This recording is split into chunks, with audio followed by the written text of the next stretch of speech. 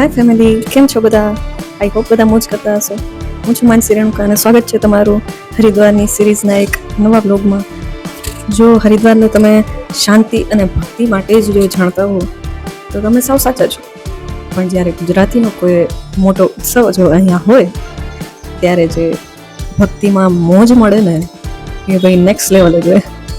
તો આગામી 9 દિવસમાં અહીં મોજ મસ્તી ભક્તિ અને ગંગાજીના કિનારે શિવજીનો નાદ ગુંજવાનો છે. તો વિડીયોને એન્ડ સુધી જોજો, કારણ કે તમને જોવા મળશે ગુજરાતીઓ કેવો માહોલ બનાવી દે છે અને કેવી મોજ કરે છે. તો શરૂઆત થાય છે હિમાદ્રી વિધિ અને ગંગા સ્નાનથી. આશ્રમની નજીક જ એક ઘાટ છે, તો ત્યાં બધા સ્નાન કરવા નીકળી પડ્યા. મારી લાઈફમાં મેં પહેલી વાર આમ ઘાટ, અને એ પણ આટલું સુંદર ઘાટ જોયો હતો.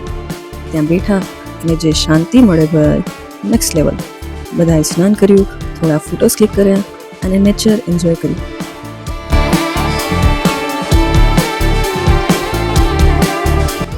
આશ્રમની અંદર જ મંદિર બનાવેલું હતું, પણ અંદર બધા જ ભગવાનની મૂર્તિ રાખેલી હતી અને શિવલિંગ પણ.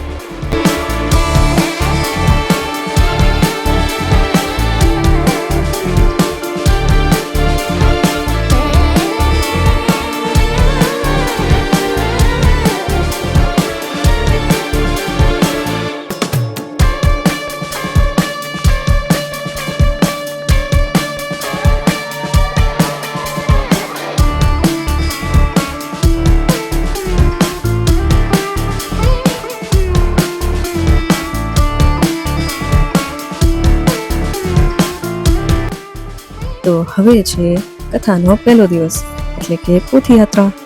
જુઓ આ ભક્તિનો માહોલ.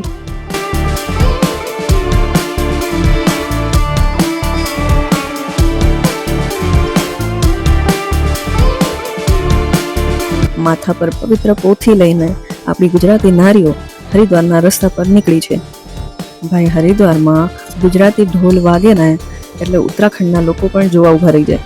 બહુ ગરબા કર્યા, બહુ મોજ કરી.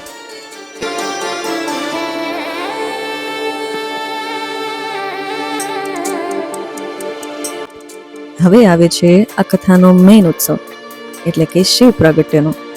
સવારના 11 ને આશ્રમમાં જાણે સાક્ષાત કૈલાસ ઉતરી આવ્યો હોય એવો માહોલ હતો. હર હર મહાદેવ. ગુજરાતીઓનો ઉત્સવ હોય અને ગરબા ન રમે એવું બને. અને આ દિવસે તો રાત્રે પાછા સ્પેશિયલ ગરબાનો ઉત્સવ હતો.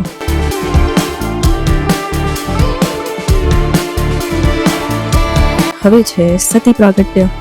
સતી બન્યા હતા નાની દીકરી ચાહલ, અને એને જોઈને હકીકતમાં એવું લાગતું હતું કે માતાજી આવ્યા છે. એણે કથક ડાન્સ પણ કર્યો હતો. આ બધાના દર્શન કરવા જ એક અદ્ભુત અનુભવ હતો. અને પાછા ગરબા રમવા એ તો જરૂરી છે ને, એટલે ગરબા રમ્યા અને મોજ કરી.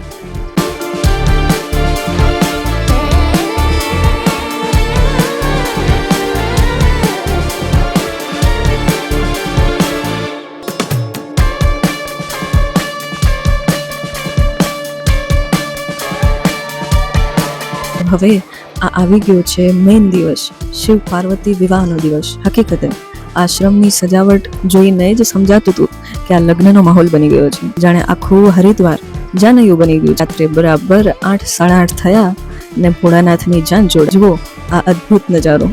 આવેલા બધા જ સભ્યો જાનૈયા ને માંડવિયા બનીને નાચી રહ્યા છે. લગ્નની કંકોત્રી તો બધાને આવતી હશે, પણ ભગવાનના લગ્નમાં આમ હાજરી દેવાનો મોકો મળવો એ બહુ નસીબની વાત છે. I was feeling blessed. હરિદ્વારમાં આઈ થિંક આ આખો 9 દિવસનો અનુભવ મારા બધા માટે બહુ સ્પેશિયલ હતો. ભગવાનની કથા લીલા સાંભળીને ઘડી ઘડી આંખોમાંથી ટપ ટપ ચાલુ થઈ જાય.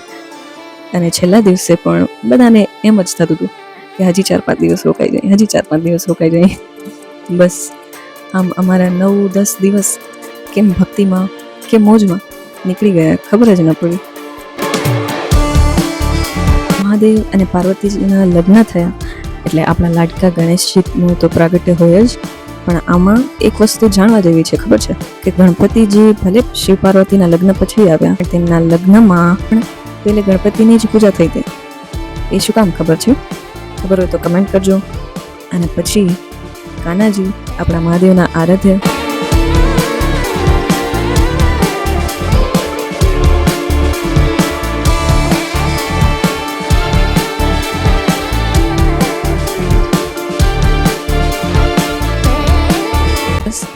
છેલ્લે હતું 12 જ્યોતિર્લિંગની પૂજા અને સાંજે વિસર્જન, એ પણ એ જ ઘાટ પર જ્યાં હિમાદ્રી વિધિ પછી સ્નાન કરવા ગયા હતા ત્યાં.